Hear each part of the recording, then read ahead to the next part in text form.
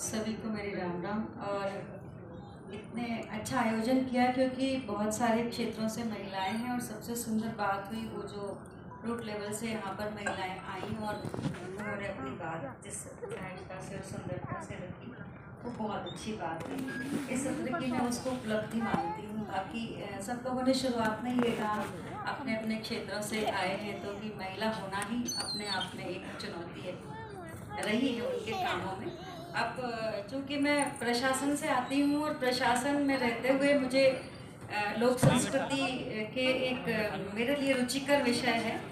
तो मैं तो इतना इतना कह सकती हूँ कि एक बुंदेलखंड में बड़ी सुंदर कहावत है कि गीधी गाय कुलेंदे खाए और बेर बेर महुआ तरे जाए।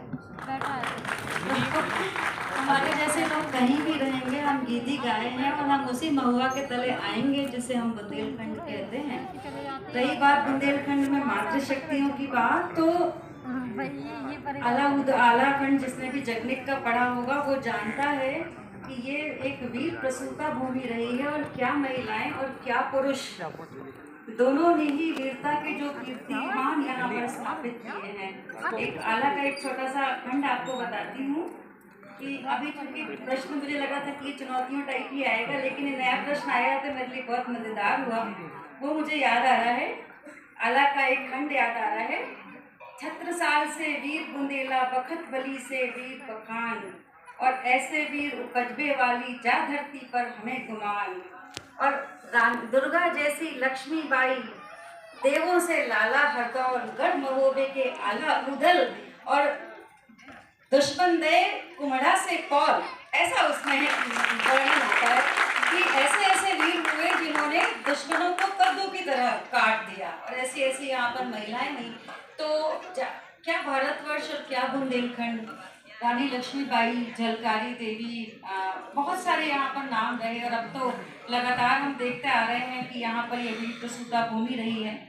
हमने देखा कि यहाँ पर मातृशक्ति जो रही है, उसी के दम पर, उसी के द्वारा, उसी के आधार पर इस खंड ने अपनी पहचान बनाई है। क्योंकि एक सूखा प्रदेश रहा है, एक ऐसी जगह रही है जहाँ पर खान पान की बहुत ज़्यादा सुविधाएं नहीं थी, जीवन बहुत कठोर होता था, लेकिन इसके बावजूद अपने बच्चों को पालना, अपने को संस्कारित करना, लोक में तो अभी भी एक क्षेत्र गुणाली के नाम से जाना जाता है। और एक बड़ी बारी कहावत भी चलती है कि महुआ मेवा बेर कलेवा, बुलबुल बड़ी मिठाई, और इतनी चीज़ें चाहो तो गुड़ाने में करो सगाई। तो ये जो महुआ मेवा बेर कलेवा है, ये कहाँ से आया? ये महिलाओं के उस परिश्रम से आया है जिसने उस स्थान की सूखी चीज को भी सुमधुर स्वादिष्ट व्यंजन के रूप में आपके सामने रख दिया। और अभी आधुनिकता ने हमारे सामने कितने भी प्रकार की ऐसे फास्ट फूड्स रख दिए हों, लेकिन हर एक बुंदेलखंडी जानता है कि बड़ी और बिजौरा से बड़ा फास्ट फूड हमारे लिए कोई नहीं है। और वो बुंदेलखंडी क्या होगा जिसने छोला के पत्ते पर रख के कड़ी भात, कचरी और बिजौरे का स्वाद न चखा हो।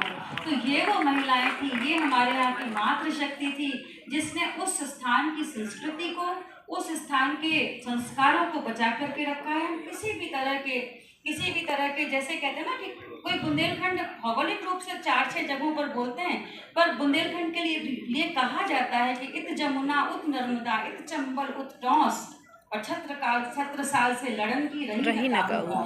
इतना बड़ा ये बुंदेलखंड है और इसकी संस्कृति है, और इसकी संस्कृति के केंद्र में जो है वो उसकी महिलाएं हैं। ये महिलाएं हैं जिन्होंने इस बुंदेलखंड की धर्म ध्वजा को हमेशा से सम्मान किया। Thank you so much ma'am, अपने अनुभव साझा करने के